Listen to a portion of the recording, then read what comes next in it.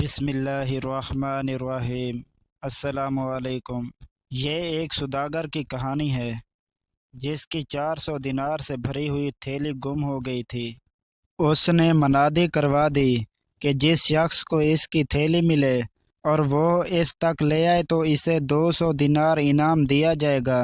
اتفاقاً یہ تھیلی ایک غریب شخص کو مل گئی۔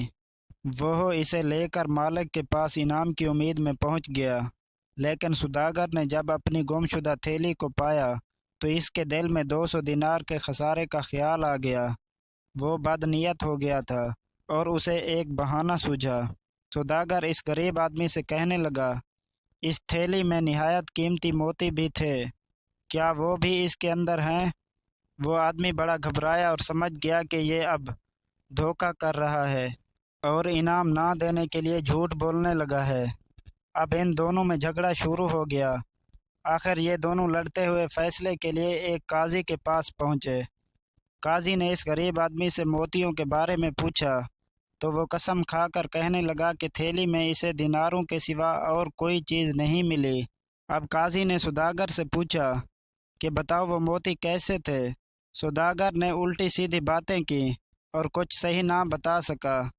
قاضی سمجھ گیا کہ یہ جھوٹ بول رہا ہے اور جھوٹ سے مقصد اس کا یہ ہے کہ اپنے اعلان کے مطابق اسے انعام نہ دینا پڑے۔ قاضی نے کہا کہ میرا فیصلہ سنو۔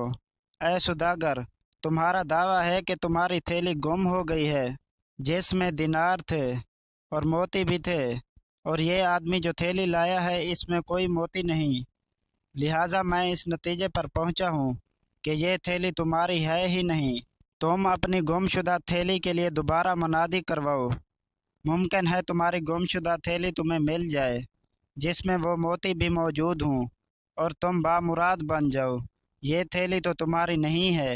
اب قاضی نے اس غریب آدمی سے مخاطب ہو کر کہا، یہ تھیلی 40 روز تک احتیاط سے رکھو، اگر اس کا کوئی دوسرا دعوے دار نہ ہو تو یہ تمہاری ہے۔ قاضی کا فیصلہ سن کر سوداگر کا دل بجھ گیا، مگر وہ کیا کر سکتا تھا؟ دل میں آئے کھوٹ نے اسے یہ دن دکھایا تھا اور وہ غریب شخص خوشی خوشی 400 دیناروں والی تھیلی لے کر اپنے گھر کو روانہ ہو گیا۔ اسے یقین تھا کہ اس کا کوئی دعوے دار نہیں آئے گا اور اب وہی اس رقم کا مالک ہے۔